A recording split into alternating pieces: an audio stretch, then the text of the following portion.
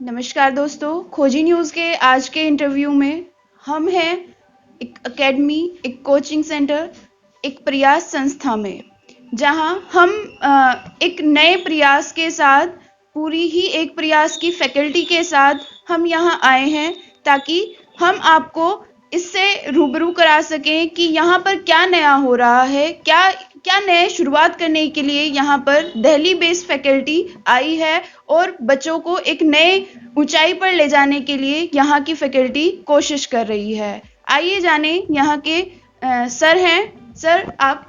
मैं आलोक तेवतिया और एक प्रयास कोचिंग जो सेंटर है ये एक फर्म है प्राइवेट लिमिटेड जिसके डायरेक्टर हंसराज सर, नंदन सर और मैं आलोक तेवतिया, हम तीनों ही इसके डायरेक्टर हैं, फाउंडर भी इसी के हैं। और ये हमारा मुखर्जी नगर दिल्ली में सेंटर है ऑफलाइन, और हम लोगों ने ऑनलाइन भी हम लोगों ने स्टार्ट किया हुआ है इसको। तो जैसे हम लोग मुखर्जी नगर में जब हम लोग क्लासेस ले रहे थे लास्ट ईयर, क्योंकि कोरोना की वजह से क्लासेस नहीं हो पाई थी ऑफलाइन, तो बहुत सारे स्टूडेंट्स मुजफ्फरनगर के हमारे सेंटर पर आते थे और कहते थे कि सर आप एक बार मुजफ्फरनगर ज़रूर आएँ, क्योंकि हम भी चाहते हैं कि जो बेस्ट फैकल्टी मुखर्जी नगर के वो मुजफ्फरनगर भी आकर के बच्चों के करियर से रिलेटेड और बच्चों के करियर को बनाने की कोशिश करें, क्योंकि वहाँ पे बहुत ज़्यादा टैलेंट है मुजफ्फरनगर में। तो हमने सोचा कि क्यों ना भाई मुजफ्फरनगर में जाया जाए और जो टैलेंट यहाँ पर छुपा हुआ है उसके साथ मेहनत की जाए और कोशिश की जाए कि ज़्यादा से ज़्यादा सिलेक्शंस और रैंक यहाँ से जरूर निकले। तो इसलिए हमने एक डिसीजन लिया और हम लोगों ने सोचा कि भाई हम लोग एक मुजफ्फरनगर में ब्रांच ओपन करते हैं। ठीक है, तो उसी के सिलसिले में हमने यहाँ पे ब्रांच ओपन किया। ठीक है सर, जैसे कि आज गवर्नमेंट जॉब के लिए एस्पिरेंट्स में बहुत ज़्यादा कंपटीशन हो गया है। उस कंपटीशन को देखते हुए आपकी क्या तैयारी है कि आप किस लेवल से स्टार्ट करना चाहते हैं इसको? एक्चुअली देखिए, सबसे पहले तो मैं एक बात के लिए सॉरी बोलना चाहूँगा कि मैं आप सब लोगों को हेलो नहीं कर पाया, है ना। तो भाई आपको भी मेरी तरफ से कि आप लोग यहाँ पर आए और मुझे ये अपना इतना कीमती समय दिया और यहाँ पर एक इंट्रक्शन हुआ हम लोगों का। एक्चुअली क्या है कि जैसे हम लोग कहते हैं कि कंपटीशन बहुत टफ हो चुका है और बच्चा कहीं ना कहीं पैनिक होता है कि उसका सिलेक्शन होगा या नहीं होगा। एक्चुअली क्या होता है कि जो कंसेप्ट होते हैं, कंसेप्ट शब्द कहने में बहुत आसान होता है, लेकिन कंसेप्ट को समझना उतना ही डिफिकल्ट होता है। रीज़न क्या होता है कि हम लोग जब मूवमेंट करते हैं तो वो अकॉर्डिंग टू द बुक्स करते हैं, according to the examination nature हम लोग कभी भी मूवमेंट नहीं करते। अगर एग्जाम की नेचर के अकॉर्डिंग अगर हम लोग काम करेंगे तो हमारे कंसेप्ट भी क्लियर होंगे। उसके बाद फिर हमें ये भी आइडिया लग जाएगा कि एग्जाम में किस टाइप की प्रॉब्लम्स पुटअप की जाती हैं, उन प्रॉब्लम्स को कैसे फाइंड आउट किया जाता है और उन्हीं प्रॉब्लम्स से रिलेटेड सॉल्यूशंस कैसे पाए जाते हैं, क्या कैसे निकाले जाते हैं, ये केवल टीचर ही बता सकता है। तो इसलिए हमारी जो टीम है एक प्रयास की, उसमें पूरा एक्सपीरियंस है और नियर अबाउट 15, 16, 20 ईयर्स का एक प्रॉपर एक्सपीरियंस है सभी टीचर्स के साथ में, और उन्हें पता है कि एग्ज़ाम कैसे क्रैक होता है, कैसे कंसेप्ट से बेसिक से एडवांस की तरफ को कैसे मूव करते हैं और कैसे सिलेक्शन होता है। क्योंकि जैसे हंसराज सर हैं, हंसराज सर को 20 ईयर्स हो चुका है और नियर अबाउट 17 जॉब्स उन्होंने की, गवर्नमेंट जॉब। और 17 जॉब करने का मतलब समझते हैं कि उन्हें हर एक स्टेप का पता है कि सिलेक्शन कैसे होता है और कैसे नहीं होता है। तो जो जिस वजह से सिलेक्शन नहीं होता है तो वो बच्चों को बताते भी हैं और कहते हैं कि इस स्टेप को कभी फॉलो मत करना। फॉलो कौन से स्टेप करने हैं, जो हमने किया और हमारी उस स्टेप से सिलेक्शन हुआ है। बहुत सारे स्टूडेंट्स हैं जो हंसराज सर के और नंदन सर के हैं, जो ऑल इंडिया रैंक्स के साथ में हैं। ठीक है, all India SSC first rank भी हंसराज सर के स्टूडेंट हैं, उन्होंने दी। नंदन सर के बहुत सारे स्टूडेंट्स हैं जो पीओ में सेलेक्ट हुए और आज डिफरेंट डिफरेंट जो बैंक्स हैं उनकी जो ब्रांचेज है उसमें मैनेजर हैं। जैसे मेरे स्टूडेंट्स हैं बहुत सारे, जैसे all India 3rd rank 10th rank SSC में आई। तो हमें इतना एक्सपीरियंस है कि सिलेक्शन और रैंक कैसे आती है ये हमें सब कुछ पता होता है, और वही चीज़ें हम लोग क्लास में अपने स्टूडेंट के साथ में जरूर डिस्कस करते हैं कि वे सिलेक्शन ऐसे किया जा सकता है। सर, जैसे कि आपने कहा कि एग्जाम क्रैक करना एक अपने आप में बहुत बड़ा वर्ड है। हर एस्पिरेंट जब आता है कंपटीशन की प्रिपरेशन के लिए तो वो यही सोचता है कि नहीं, मैं 5 to 6 मंथ कर लूँ बस और एग्जाम क्रैक हो जाएगा। लेकिन एक्चुअल में नहीं होता, मेनली नहीं होता। कुछ कर देते हैं, वो यूनिक होते हैं, लेकिन नहीं होता। वो कैसे करें उसको बैलेंस कि वो एग्जाम क्रैक कर ले और उन 5 to 6 मंथ में ही वो एग्जाम को क्रैक कर दे? उसके सबसे पहले मैं एक बहुत छोटी सी बात बताना चाहूँगा। एक्चुअली क्या होता है कि सिलेक्शन जो होता है वो आदमी के ब्रेन की जो थॉट प्रोसेस है उस पर डिपेंड करता है। जनरली क्या होता है कि हम लोग सपने तो देखते हैं, लेकिन जिस समय हम लोग सपने देखते हैं उस समय हम बहुत ज़्यादा इमोशनल होते हैं, और इमोशंस का मतलब फीलिंग से होता है। और फीलिंग जो है वो कुछ क्षण के लिए तो स्ट्रांग होती है, लेकिन कुछ समय के बाद में वो फीलिंग जो है वो धीरे धीरे धीरे खत्म होनी शुरू हो जाती है। तो इसी वजह से उनके सपने भी धीरे धीरे खत्म होने शुरू हो जाते हैं। अच्छा, जैसे आपने कहा कि कुछ स्टूडेंट्स ऐसे होते हैं कि जो 4 to 5 मंथ्स में सिलेक्शन ले लेते हैं, उसके पीछे सबसे बड़ा रीजन यह है कि सिलेक्शन लेने के पीछे सबसे बड़ा रीजन यह है कि आपकी इमेजिनेशन पावर, जिसे हम लोग ड्रीम कहते हैं, वो बहुत स्ट्रांग होने चाहिए। अगर इमेजिनेशन पावर और ड्रीम स्ट्रांग होते हैं तो आप 5 to 6 मंथ्स में सिलेक्शन ले सकते हैं। ठीक है। कई बार क्या होता है कि बच्चा कहीं ना कहीं पैनिक होता है कि उसका सिलेक्शन होगा या नहीं होगा, ये भी एक सबसे बड़ा क्वेश्चन आता है। रीजन क्या होता है कि 5 to 6 मंथ्स में सिलेक्शन होगा, ये श्योरिटी है तब जब स्टूडेंट टीचर के साथ में मेहनत करेगा। दूसरी बात क्या है कि एट द एज ऑफ 21 और 20 जो ह्यूमन बीइंग होता है वो 90% नेगेटिव होता है, 10% पॉजिटिव होता है। और जब वो किसी भी स्टेप को उठाने की कोशिश करता है तो सबसे पहला क्वेश्चन ये आता है कि उसका सिलेक्शन होगा या नहीं होगा। पहले ये सोचता है, फिर सोचता है कि अगर सिलेक्शन नहीं हुआ तो क्या होगा। इसका मतलब है कि उसके ड्रीम इमेजिनेशन पावर्स जो है वो बहुत वीक है। अगर बच्चा ये सोचना शुरू कर दे कि अगर मेरा सिलेक्शन होगा तो क्या क्या होगा, मतलब मेरे पेरेंट्स खुश होंगे, मेरे टीचर्स खुश हो जाएंगे, मेरे पास पैसा आएगा, मेरा नेम और फेम होगा, मेरी सोसाइटी में रेपुटेशन बढ़ेगी। अगर वो ऐसा सोचना स्टार्ट कर दे तो मैं चाहूँगा कि मतलब 5 मंथ्स में 100% उसका सिलेक्शन निश्चित है फिर। यस, लेकिन सर वही क्वेश्चन है कि जब बच्चा इमोशंस में होता है तो उसकी इमेजिनेशन पावर यही होती है कि नहीं हो जाएगा सिलेक्शन, मैं ट्राई करूंगा। होपफुल, मतलब वो होपफुल होता है कि हाँ होप्स होती हैं बहुत सारी, लेकिन फिर धीरे धीरे डाउन चली जाती है वो होप्स। क्यों? उसके रीजन क्या है? कैसे बैलेंस करें? बैलेंस करने के लिए एक तो मोटिवेशन की रिक्वायरमेंट पड़ती है। जनरली क्या होता है कि जो ऑफलाइन क्लासेस होती हैं वहां पर टीचर्स तो आपको मिल जाएंगे, टीचर्स तो हर एक क्लास में आपको, मतलब हर एक इंस्टीट्यूट में मिलेगा, लेकिन गुरु मिलना बहुत मुश्किल है। और जब गुरु मिल जाता है ना तो फिर जो सपने उसने देखे हैं, उसकी जो फीलिंग्स हैं, है ना, वो हमेशा मेंटेन रहेंगी, स्ट्रांग रहेंगी, और वो तब तक स्ट्रांग रहेंगी जब तक उसका सिलेक्शन नहीं होगा। तो इसलिए गुरु का होना बहुत ज़्यादा जरूरी है, क्योंकि गुरु को ये पता होता है कि यहाँ पर इस टॉपिक को पढ़ने से सिलेक्शन होगा, यहाँ पर चलने से आपके थॉट्स नेगेटिव हो सकते हैं, आप इस पर्सन के पास बैठेंगे तो पॉजिटिव होंगे। उसको ये भी पता होता है कि जो वे है, जिस वे को उसने चूज किया है, उसमें कौन कौन सी हर्डल्स आने वाली हैं, उन हर्डल्स को कैसे जंप ओवर किया जा सकता है, और वो जो हर्डल्स है वो एक नेगेटिव वे है, उस नेगेटिव वे को कैसे पॉजिटिव वे में कन्वर्ट कर सकते हैं, गुरु बताता है हर एक स्टेप पर।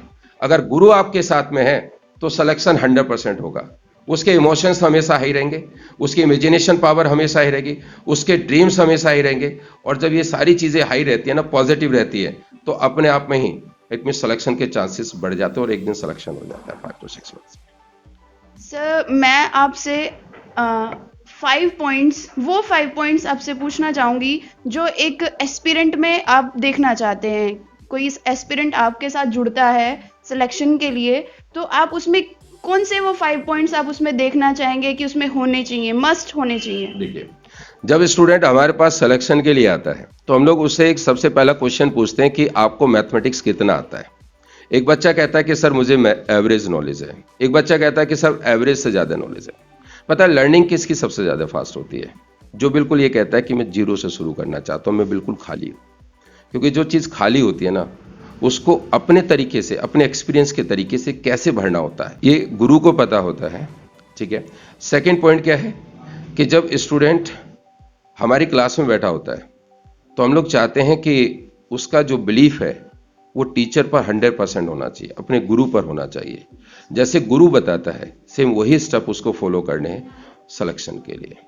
सेकंड, थर्ड, कि जब आप क्लासरूम में बैठे होते हैं, जब आप स्टडी करते हैं, तो आप 100% वहाँ पर होने चाहिए। कई बार क्या होता है कि बच्चा क्लास में होता तो है फिजिकल, लेकिन मेंटल वो नहीं होता है, वो बाहर कहीं घूमता रहता है, तो ऐसे में सिलेक्शन नहीं होता है। फोर्थ है कि जो गुरु ने कहा कि वर्क, अगर उसने होमवर्क दिया है कि 1 डे में ये होमवर्क कंप्लीट हो जाना चाहिए, तो मैं चाहूँगा कि 1 डे में वर्क कंप्लीट हो जाना चाहिए, क्योंकि वो टारगेट है और टारगेट अचीव करने के लिए स्ट्रगल तो करना ही पड़ता है।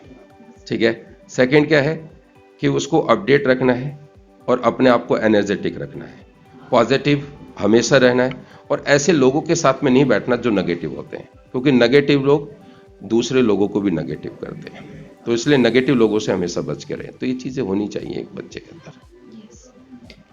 सर, मैं आपसे ये भी पूछना चाहूँगी कि जैसे आप एक प्रयास स्टार्ट कर रहे हैं, तो एक प्रयास के पीछे वो कौन सा पॉइंट रहा कि एक प्रयास ही इसका नाम रखा गया, एक प्रयास के नाम से ही इस एकेडमी को आप स्टार्ट कर रहे हैं? उसके पीछे एक थॉट था कि हमारा प्रयास मतलब टीचर्स का प्रयास और जो स्टूडेंट्स हैं उनका प्रयास अगर एक हो जाए तो सिलेक्शन मिलेगा, क्योंकि एक होने का मतलब है कि जब एक गाड़ी के 2 पहिए एक साथ होते हैं तो सिलेक्शन के चांसेस बढ़ जाते हैं।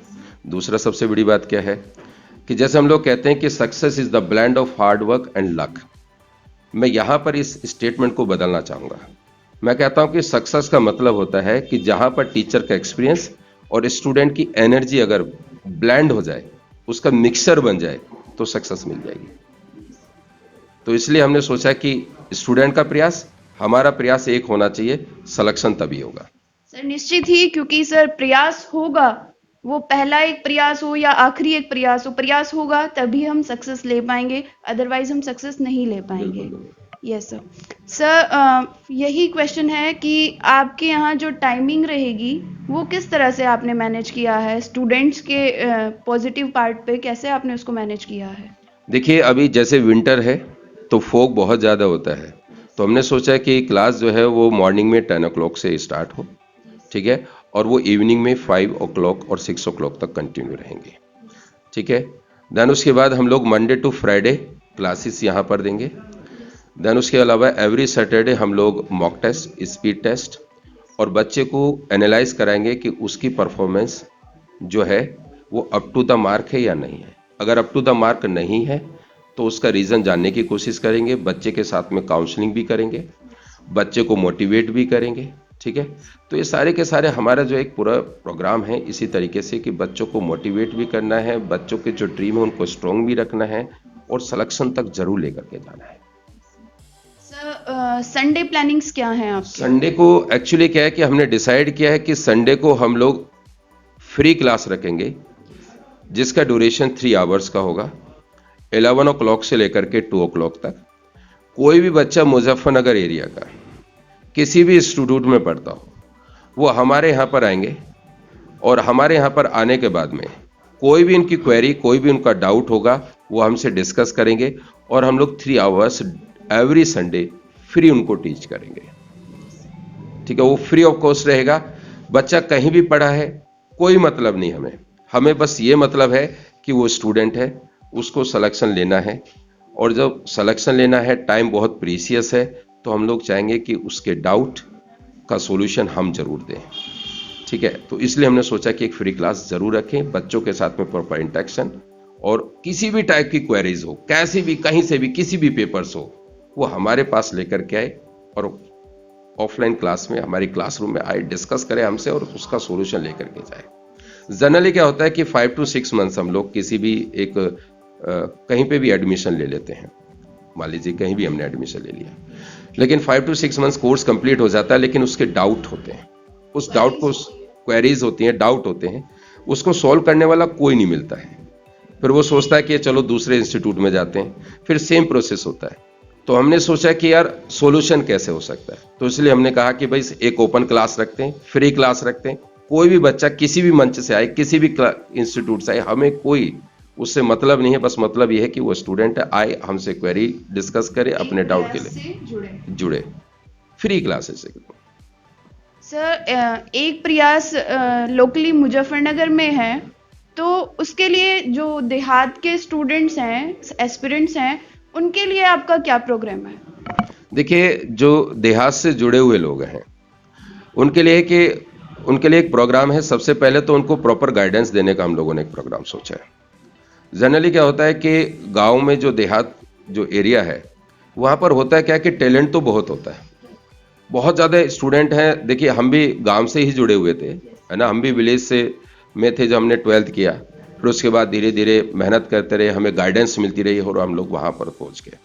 ऐसे ही बहुत सारा टैलेंट देहात में है, लेकिन उनको प्रॉपर गाइडेंस नहीं मिल पाती। तो हम लोग चाह रहे हैं कि चाहते भी हैं और हमारी इच्छा है कि उनको प्रॉपर गाइडेंस दी जाए और उनको उनका जो टैलेंट है उनको एक शेप दी जाए, पॉलिश की जाए उन पे, और उनको अच्छी अच्छी जो जॉब हैं जैसे सीजीएल का इंस्पेक्टर बनना, उनके कंधे पे 2 स्टार लगाना।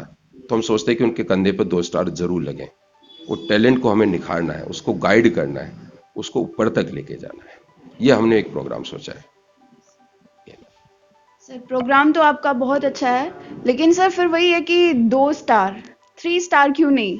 देखिए, जैसे 2 स्टार हो गए, जैसे हम लोग सीपीओ की बात करते हैं तो सब इंस्पेक्टर बनता है, तो मिनिमम तो मैंने 2 स्टार बोला। सीजीएल करेगा तो उसको 3 स्टार्स लगेंगे, है ना। तो मैंने क्या, अगर मैं कहूँ कि भाई मैं यहाँ से आईएएस निकालूंगा, तो मैंने कहा कि सबसे पहले 2 स्टार मतलब सीपीओ तो निकालना ही है, क्योंकि उनके सपने होते हैं कांस्टेबल बनने के ज़्यादातर। मैं चाहता हूँ नहीं, कांस्टेबल नहीं बनना, क्योंकि टैलेंट है आपको ऐसा ही बनना है कम से कम, क्योंकि ऑफिसर रैंक एसआई से जनती है। तो सीपीओ में सिलेक्शन लेना है, यूपीएसआई में सिलेक्शन लेना है ना, 2 स्टार लगाने हैं। फिर उसके बाद सीजीएल सिलेक्शन लेना है, 3 स्टार्स लगने हैं। फिर उसके बाद प्रमोशन होना है। आपको प्लेटफॉर्म बनेगा तो फिर आप आईएएस की भी तैयारी कीजिए, अब आईपीएस बने, है ना। हमेशा सपोर्ट रहेगा सभी बच्चों को।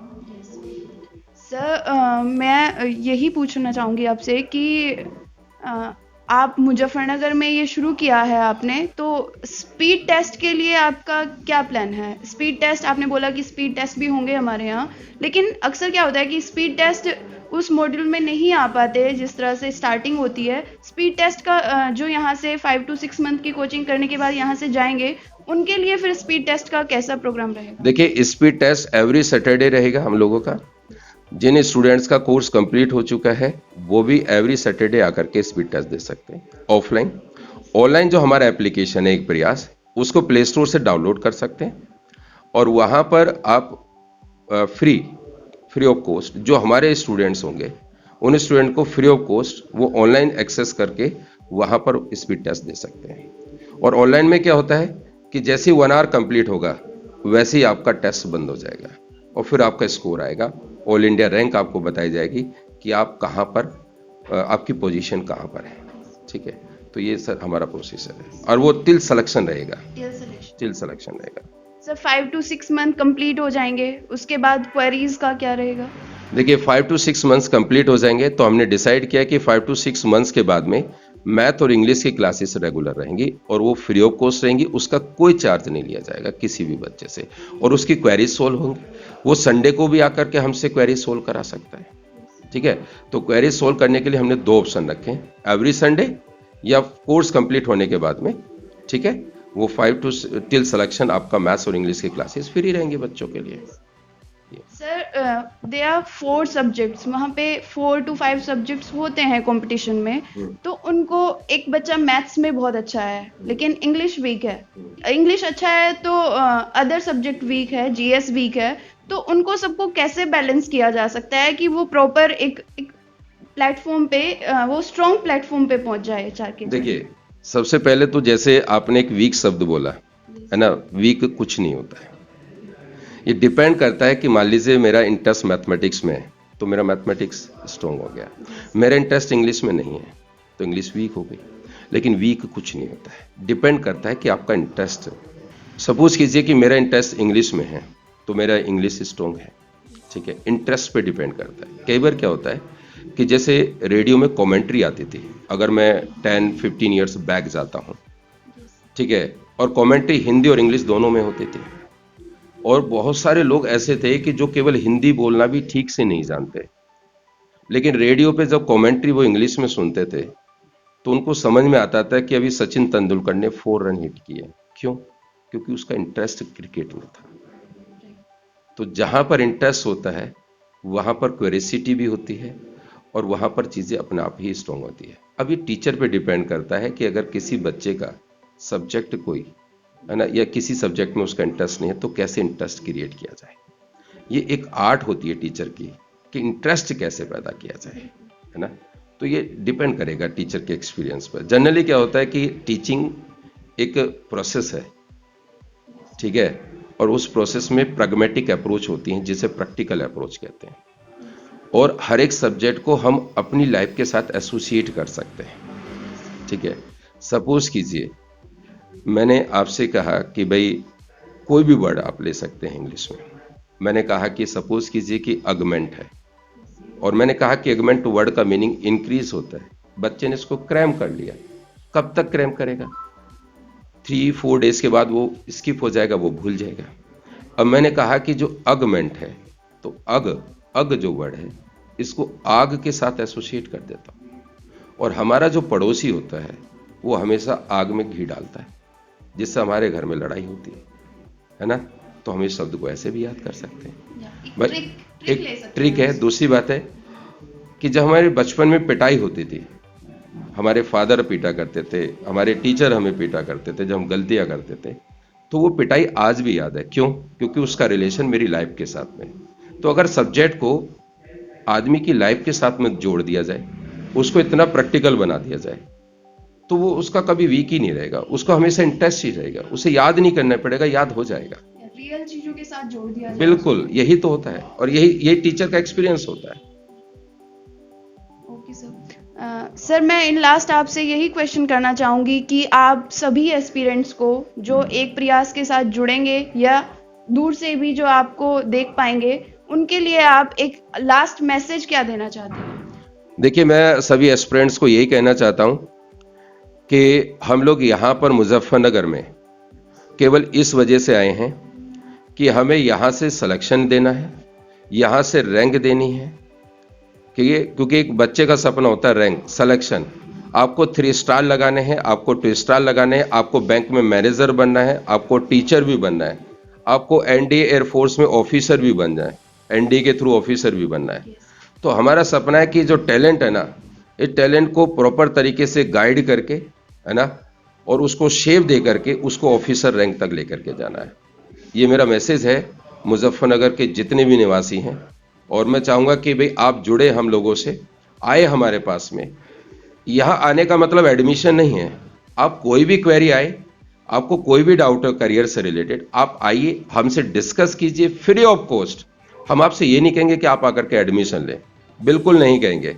आइए, जुड़िए, अपने प्रॉब्लम शेयर कीजिए, हम लोग उसका सोल्यूशन देंगे, ठीक है। बाकी या कई बार होता है ना कि इंस्टीट्यूट जाने का मतलब एडमिशन नहीं। इंस्टीट्यूट जाने का मतलब है कि आपकी क्वेरी जो है उनका सॉल्यूशन, ठीक है। तो आप आइए, हमसे जुड़िए, हमसे प्रॉब्लम शेयर कीजिए, बताइए कि आपको कहाँ पर प्रॉब्लम है। फ्री ऑफ कॉस्ट वो सारी फैसिलिटी अवेलेबल करा देंगे, कोई प्रॉब्लम नहीं है। Thank you so much. Okay, welcome. मैं मुजफ्फरनगर के सभी एस्पिरेंट से एक प्रयास को इंट्रो करा चुकी हूँ। आप देखें कि जो सर हैं, सर पूरी तरह से 100% वो आपके लिए ही आए हैं मुजफ्फरनगर में। और एस्पिरेंट्स जो हैं मुजफ्फरनगर और नियर अबाउट मुजफ्फरनगर के जितने भी डिस्ट्रिक्ट हैं, वहाँ के एस्पिरेंट्स सर के साथ जुड़ सकते हैं, एक प्रयास के साथ जुड़ सकते हैं। Thank you so much.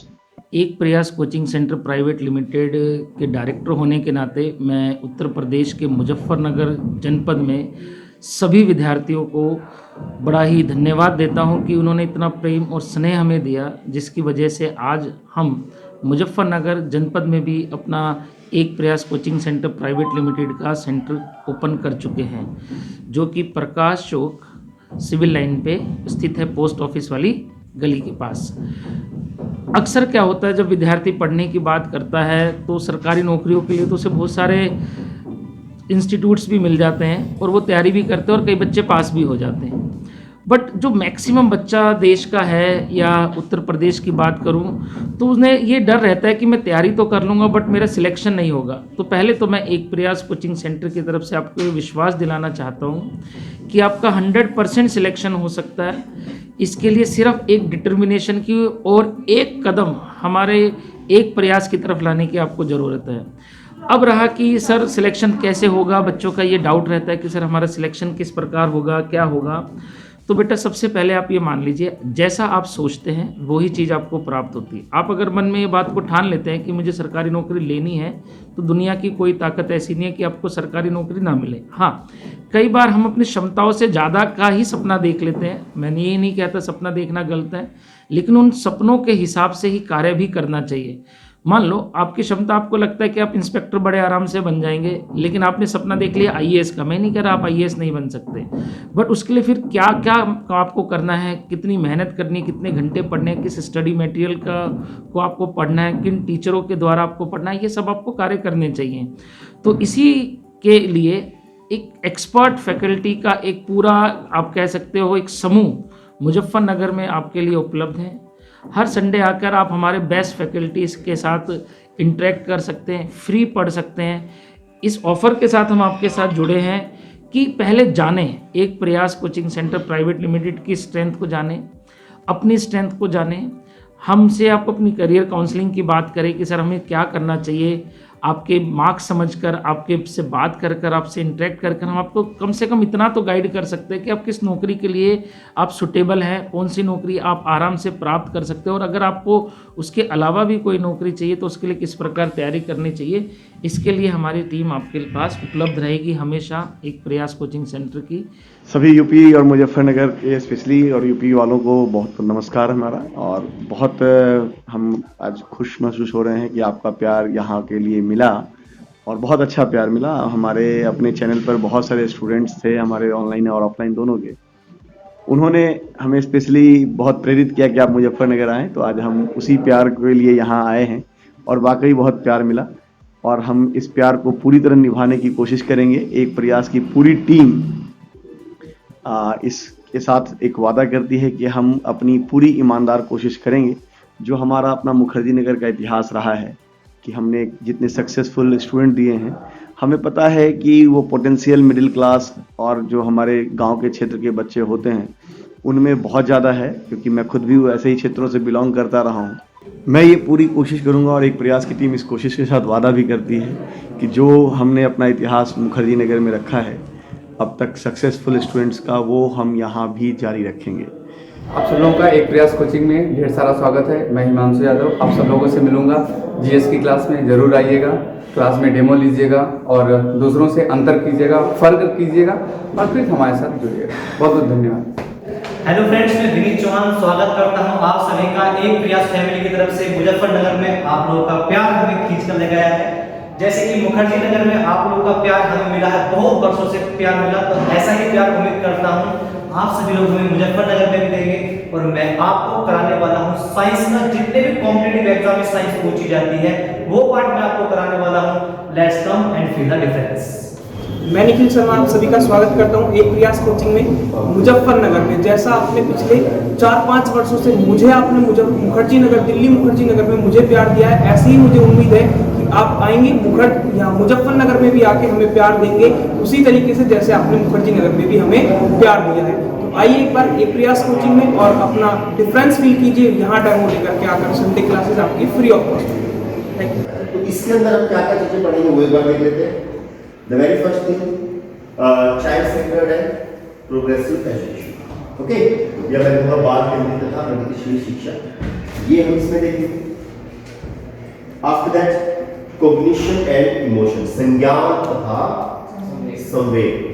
क्या ये चीजें एक ही या अलग है? अलग क्या होता है? कॉग्निशन तो लर्निंग एबिलिटी से रिलेटेड है। ओके, और संवेग बायोलॉजिकल की। ओके, क्या इनमें कोई रिलेशन है? बिहेवियर से रिलेटेड है। क्या इनमें कोई रिलेशन है? क्या एक दूसरे के ऊपर फर्क पड़ता है इन चीजों का? संवेग का हमारे